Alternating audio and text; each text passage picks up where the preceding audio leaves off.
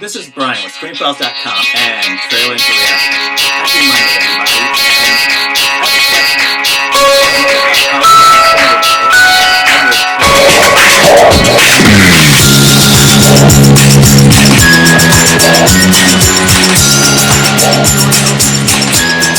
Now, I'm not saying it's a flop because I don't know its production costs.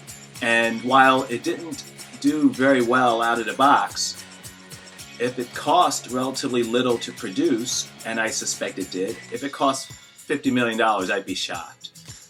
It probably will end up doing okay when all is said and done. But it leads to a greater point, namely, how far, and by the way, I should mention that Charlie's Angels was released by Sony Pictures. And now there's Fantasy Island. And by the way, is it just me, or does that poster look like a horror movie? If you look at that, that looks like a face with an open mouth about to swallow that plane.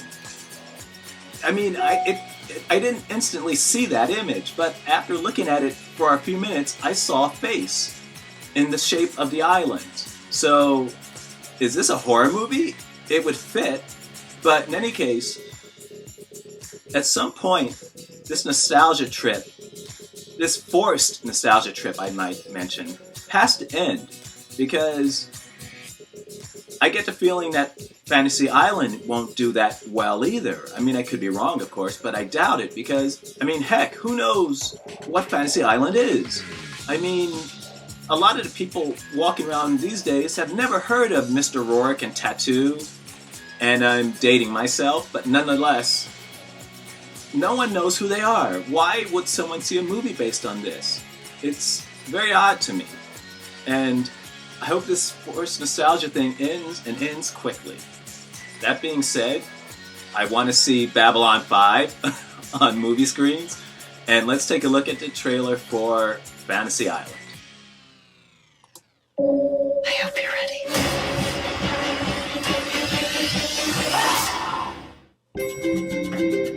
There is an elevator. In the elevator, you press the button to the floor with no name. Behind those doors is a life you always dreamt of. Okay, this is Blumhouse. Okay. This should be interesting. Maybe this is a horror movie. Get Out in Halloween. The plane. It's here. This weekend, you will be our guests. Here, anything and everything is possible. No service. It's not everything is possible. Good evening. I'm Mr. Roarke. Let me officially welcome you to Fantasy Island. You really have to say it like that? I'm curious how this all works. What if your fantasy involves a person from your life? Holograms. Like Tupac. What if it's somebody who died? Tupac. So, what's your fantasy? Revenge on a childhood bully. Just got it. I see it. Your life is about to change. I got it. I want it. Got it. I hope you're ready.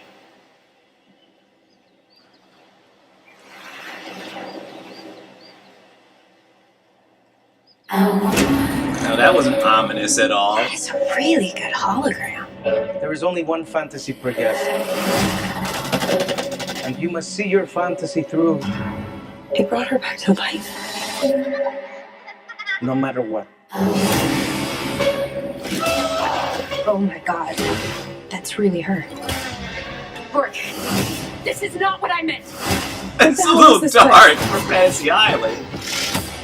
People die here. The island's twisting what we asked for.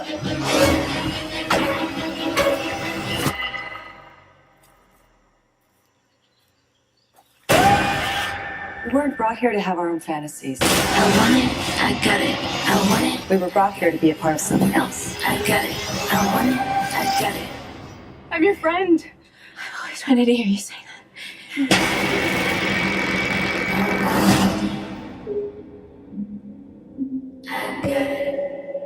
Jeff Wadlow.